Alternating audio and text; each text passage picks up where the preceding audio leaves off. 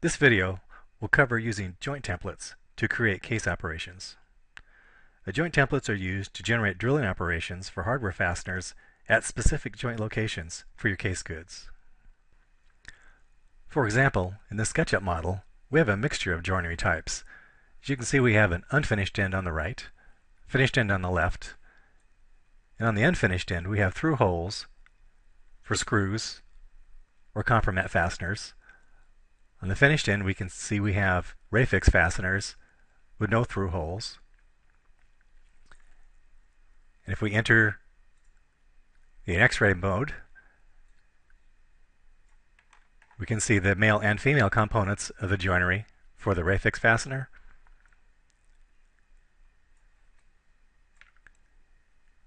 And also the mini-fix fastener for the stretcher.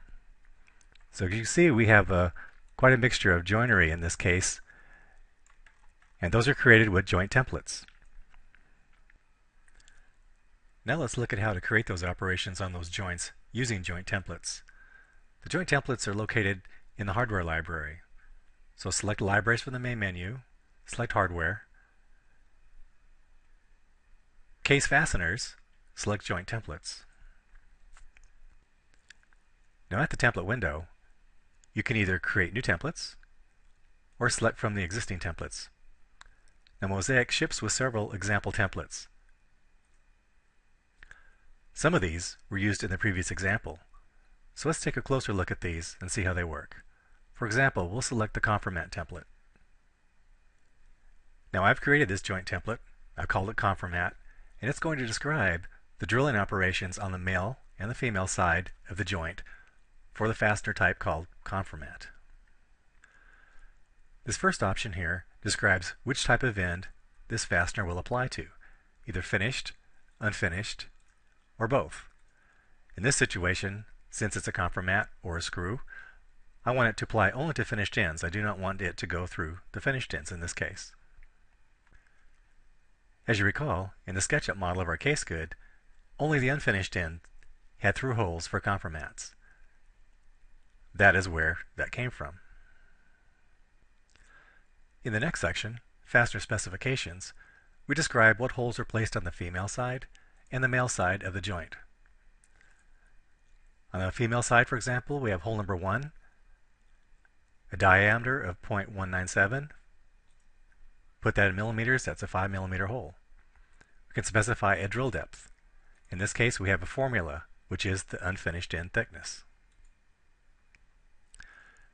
This next checkbox, Male Center, specifies that the hole will be placed in the center of the male component. For example, in this case, the center of the shelf. If that checkbox were not checked, you could specify a distance from the joint edge, thus offsetting the hole on the male side.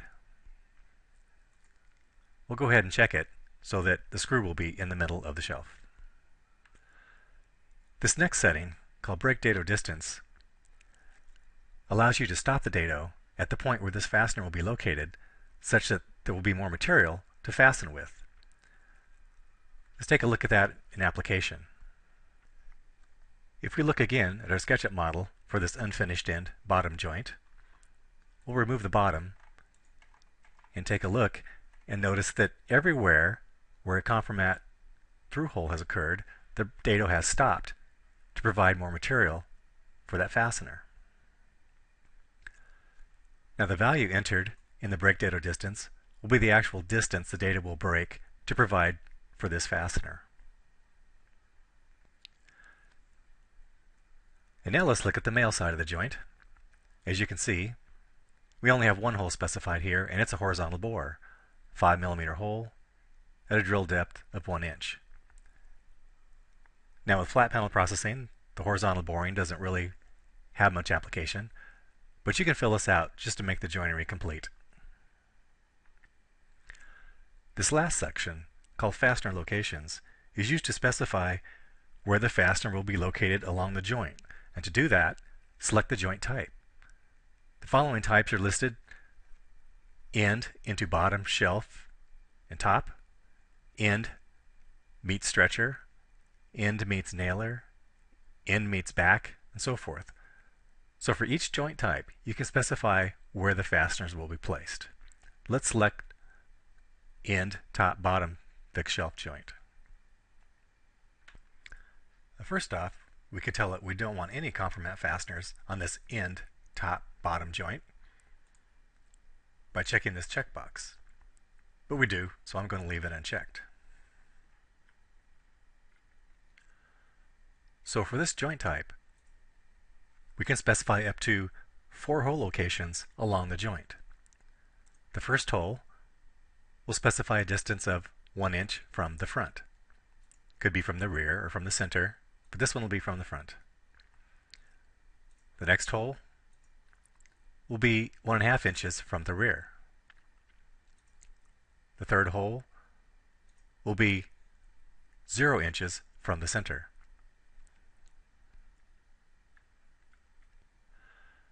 In other words, hole number 3 will be right in the middle of the joint. Now we can also use our calculator parametric formula equations to specify a particular location for that hole number 3 other than the center or from the front or the back. Maybe it wants to be 25% in, or based on some other conditions.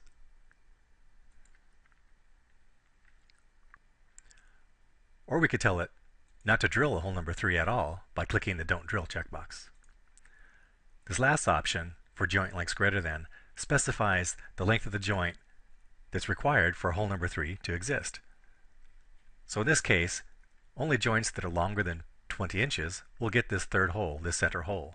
An application of this might be wall cabinets that are 12 inches or less joints would get no center hole, but a base cabinet and a tall cabinet would get the center hole. Now let's look once again at our model to see the implementation of the application of this particular joint template for the compromat connector on the unfinished end. As we look once again at our SketchUp model, we can see the 3 holes, through holes for the compromat connectors. Let's remove the bottom. Look at the interior of the joint. We can see the dado is indeed broken at each of the compromat connectors. We'll go ahead and check that dado break and verify that it is indeed 1 inch as we specified in the compromat joint template. Now let's look at another example for another joint template used for another case fastener. For example, let's look at the Rayfix connector. As you can see, it's being used only on the finished ends. As we recall in our model, the compromat screws were used on the unfinished ends, and these Rayfix connectors are being used on the finished ends. Let's take a look at the female side. You can see we have one hole. It's 5 millimeters in diameter, drill depth 11.4 millimeters, and it's centered on the male part. And we have a break dado distance of 1 inch. Let's look at the male side of this particular joint. Hole number 1 is a 20 millimeter hole, a drill depth of 14.6 millimeters. And the distance from the edge is 9.5 millimeters, as specified per this connector. Now let's take a look at the fastener locations for this Rayfix connector along the joint. Let's take a look at the finished end, bottom joint. For hole number 1, we can see we have a location along that joint of -1/2 inch. As we can see from our model, the joint is actually a blind dado joint. Therefore, the fastener is outside the dado joint by 1/2 inch from the front. And hole number 2 is located at a distance of 1.5, but you can see it's grayed out because it has a formula associated with it. If we check that formula, we can see it's 32 millimeters plus the back recess. And hole number 3 is located 0 millimeters from the center. In other words, in the center of the joint. And it only is applied for joints that are longer than 12 inches. And we can also see for the other joints, for example, finished end stretcher, there is no Rayfix fasteners being applied, because as you remember, there was actually a minifix fastener being applied in that situation. Let's take a quick look at that last fastener used in the case. That was the minifix fastener. And we can see on the female side we have a 5 millimeter hole, 11mm depth. And on the male side, we have a 15mm hole, 24mm from the edge. And we'll just check our fastener location for the various types of joints. As we can see, the finished-in bottom joint has no minifix fasteners. However, the finished-in stretcher joint does. It has one hole, and it's located in the center of the dado joint.